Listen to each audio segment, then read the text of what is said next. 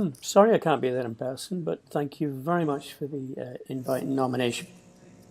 What I wanted to do was give you this video clip of the work that I'm involved in.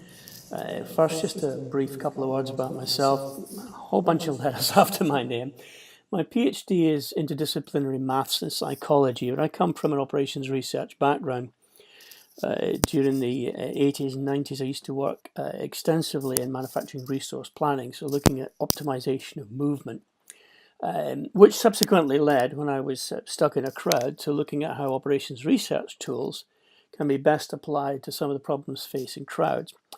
For 15 years, I was teaching the principles of this at the Emergency Planning College, the UK Cabinet Office, and I've been involved in projects around the world. The one that we're going to focus on in this short talk is the project work in Saudi Arabia, which is designing a system to get 3 million people per day through a complex set of rituals. I've done a lot of expert witness work, and that helps shape and frame the teaching element, which is really the focus of what I do these days, is that I teach people about the principles of applying scientific tools for crowd safety and crowd risk analysis.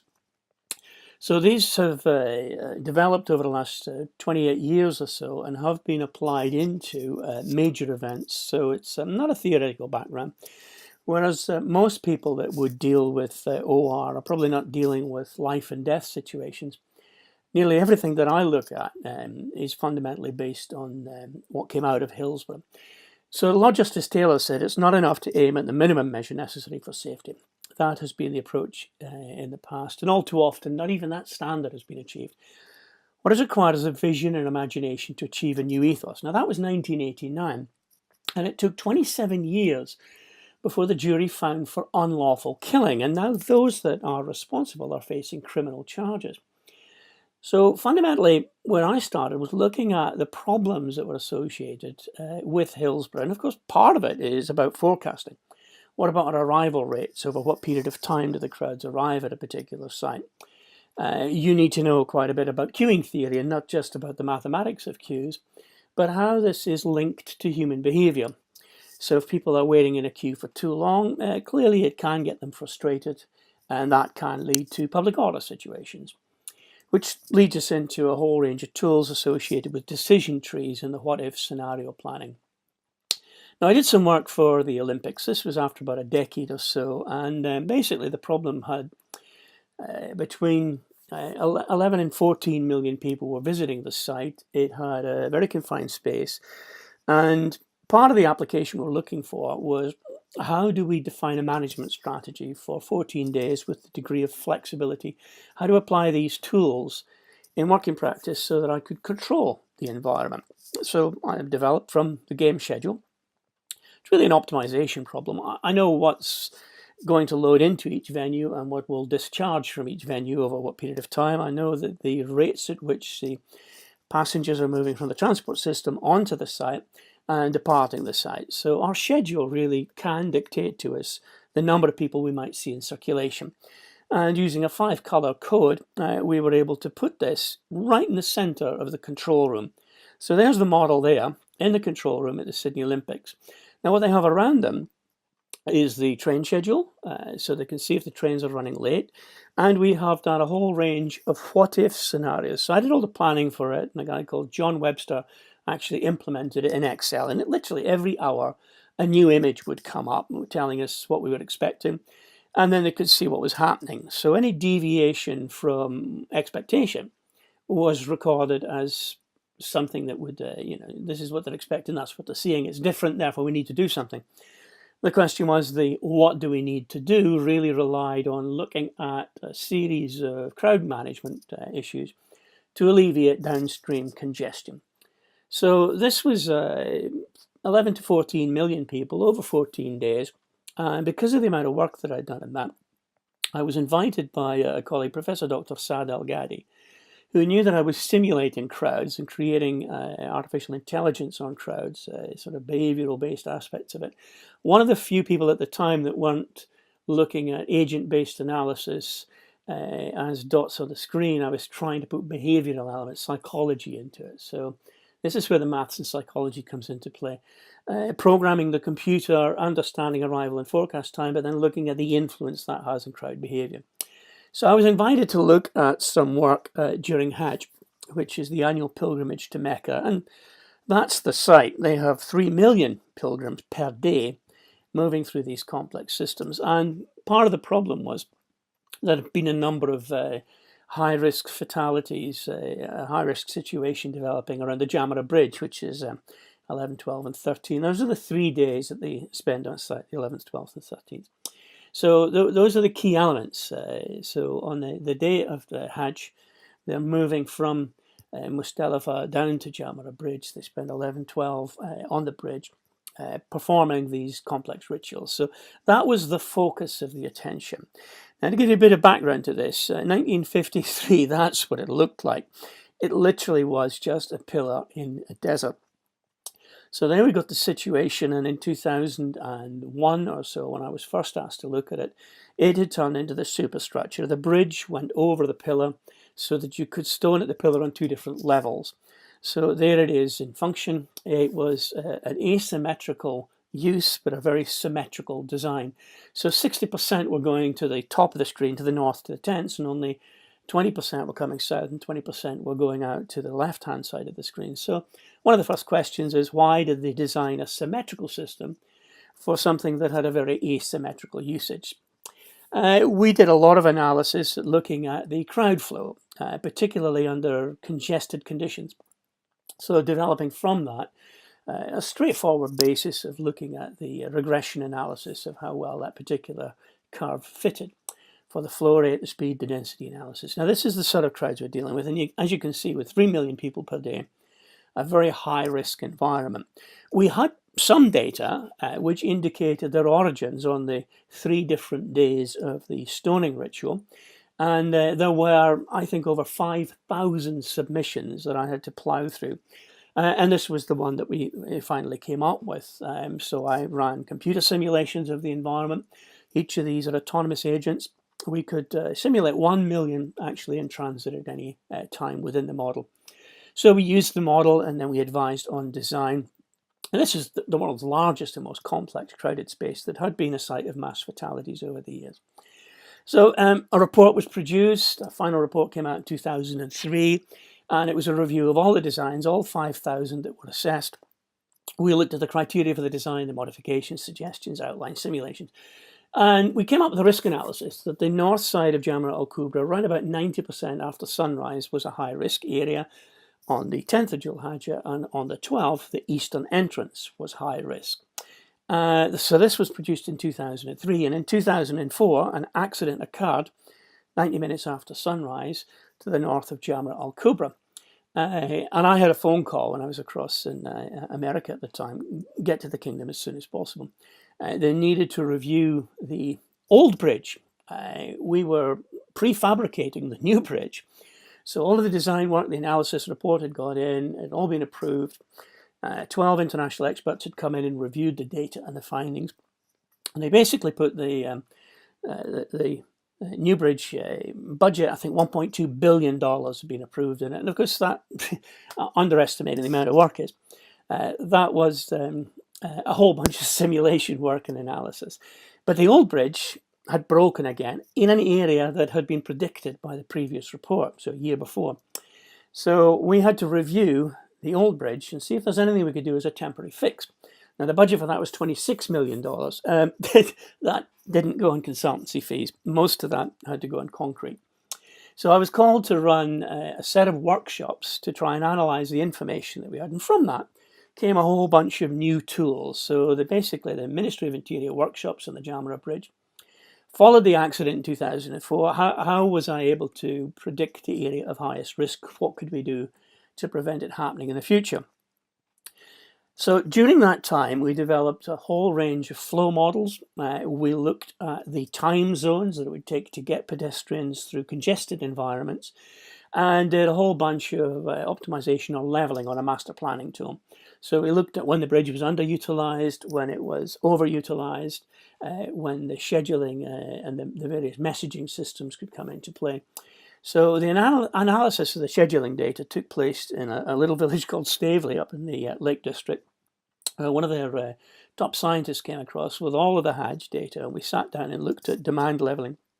We reviewed all of the timings, and basically at the time it was, what time do you need to leave to arrive at the bridge? And we changed that to what time do they need to leave the camp. So fundamentally, they were looking at the problem and saying, you need to be at the bridge at such and such a time to perform the ritual, but without knowing how long it would take, and with over 2 kilometers distance to walk through congestion, this scheduling system was completely wrong. What we needed to do was tell people when to leave the camp, and then we did the adjust for all of the movement. From that, we also needed to define an information system. So could we simplify it? Could we make it easier to understand? Now, at this point, we're actually dealing with 121 different countries and 171 different languages. So this is where a matrix analysis comes into play. Then we looked at the different methods of communicating with the groups of Hajis from different continents and what was the most effective for each communication protocol in order to develop a much more balanced method of communicating across multiple languages. Now that led to the modification of the bridge in 2004 from the old circular small pillars to these huge wing-shaped things. They were taller, they were easy to see from a distance, and because they were 30 meters long, you could walk and stone at the same time. So we increased the throughput significantly. And all of that was on the basis of the simulation work that I was involved in. And it was one of the situations where you have 1 year to design and test as far as we could on simulations, but we couldn't postpone Hajj. It had to operate the following year. The first time that this was actually tested was when we put 3 million people through it, which is why I say that the importance of these simulations and models, it is a matter of life and death. There are 3 million lives at stake in this. In the previous year, I think they had lost something in the order of 300 people or so, 240 or so had died, and another 250 or so had been injured. So a whole bunch of awards and pat in the back, etc. And that basically was the project finished. In 2004 to 2005, we'd modified the bridge, we'd put in additional resources for hospitals, we'd changed the dynamics of the site, we'd introduced these large pillars, and that was it, project was finished. The following year, however, in order for the new bridge construct to go into play, they stripped away a whole bunch of tents. Now that led to an additional problem, because obviously, like any system, you change the overall view on the outside and you're going to put strain on certain sections. So our modifications, the orange and the top one, all worked perfectly in 2005, but we also had diversion strategies, messaging strategies, crowd monitoring, a whole range of techniques that sat around this. And they decided to replace all of that with one big electronic sign, which is impossible to communicate in 171 different languages from one VMS sign. But the engineers that were responsible for that put the sign in, and this was it, and it resulted in 363 deaths in the crush zone, pretty much as our report in 2003 had predicted.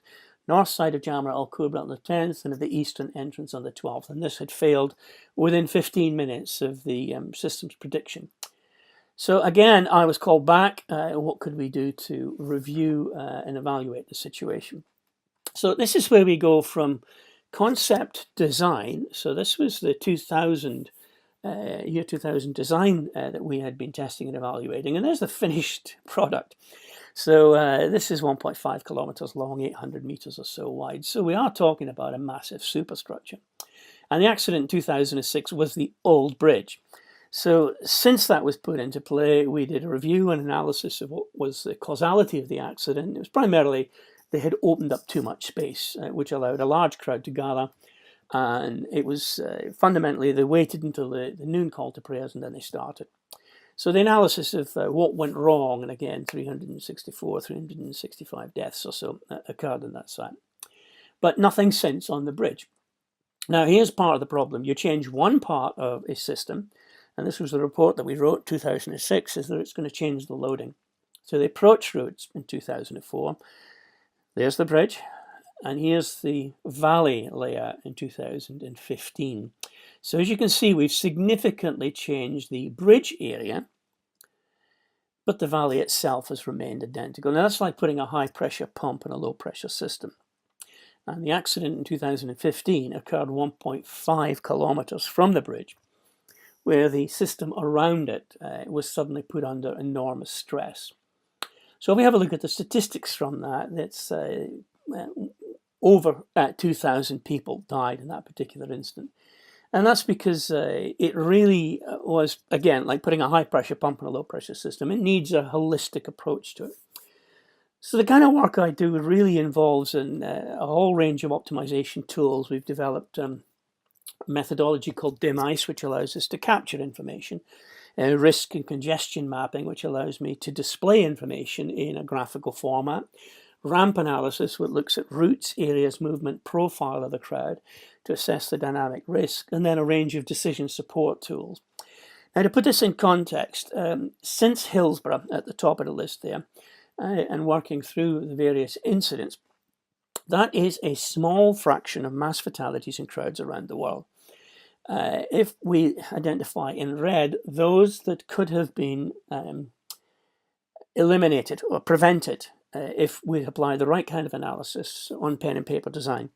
So fundamentally in red are all of the disasters that could have been averted because they're all down to overcrowding. I liken it to the egg and chicken analogy, that imagine you have an egg and you're going to try and push it back into a chicken. It's going to hurt. And that's the analogy that we tend to teach a lot in our crowd courses. Because fundamentally we have any finite space, any width, doesn't matter how big it is, it's got a finite number of people we can accommodate, whether it's the area or whether it's the throughput. But crowd dynamics is one of those four things that the human mind finds difficult to comprehend. The four things basically are anything that's very big and very small. So a nanometer is very small, but everything between, say, a millimeter and 100 miles, we've got a good idea for. Anything above 100 miles, it's very big. Anything that's very fast and very slow, difficult to visualize. So between a second and 100 years, we've got a good feeling for that. But a nanosecond or a light year, it's very small or it's very big. The third thing that we find very difficult to understand is dynamics, things that change over time, the consequences of one action on another. And the fourth thing is probability and statistics. Now, when you're dealing with crowds, you're dealing with dynamics, probability and statistics. People can change their mind, information can change the environment, and hence we needed a whole new range of tools. And that brings me back to where we started, was that Lord Justice Taylor talked about a new ethos. So I started teaching around about 15 years ago, crowd science and operational research, how we can apply basic tools to the operators, not the computer scientists who were playing with the simulations, the people that actually managed crowds. Now, for the last 6 years, I've focused on developing a master's in crowd safety and risk analysis. We're now on its third year of running. We now have 20 students from around the world. We teach this in short courses. We give the introduction. People now have a qualification, whereas before, in fact, currently, anybody can set themselves as an event organizer, have no formal qualifications. A licensing officer doesn't necessarily need to have any maths. They just need to be able to read the document, and invariably these things are being approved on how pretty they look. So there's no qualitative or quantitative analysis of risk. Even our fundamental approach to risk analysis is flawed because it looks at static values. But as you can imagine, a crowd is a very dynamic thing in nature. So in order to teach this, first I formulated a range of tools. Second, I applied them throughout the world. Third, I get involved with expert witness cases demonstrating how with the right methodology it could have been, problems could have been averted. And now through level 5, level 6 and finally level 7 courses, we're teaching a qualification which is, it's 100% online, but we now have a whole range of operators applying operations research tools to keep crowds safe. Now, I was asked to do a 20-minute talk. Obviously, this amount of information I normally can introduce over 3 days with worked examples. So hopefully that's given you a flavour. What I do really is a matter of life and death, and I believe that we should have a Skype contact just now. and I can take any questions. So thank you for listening. I very much appreciate the honour of being invited to this President's Medal, and please ask questions. Thank you.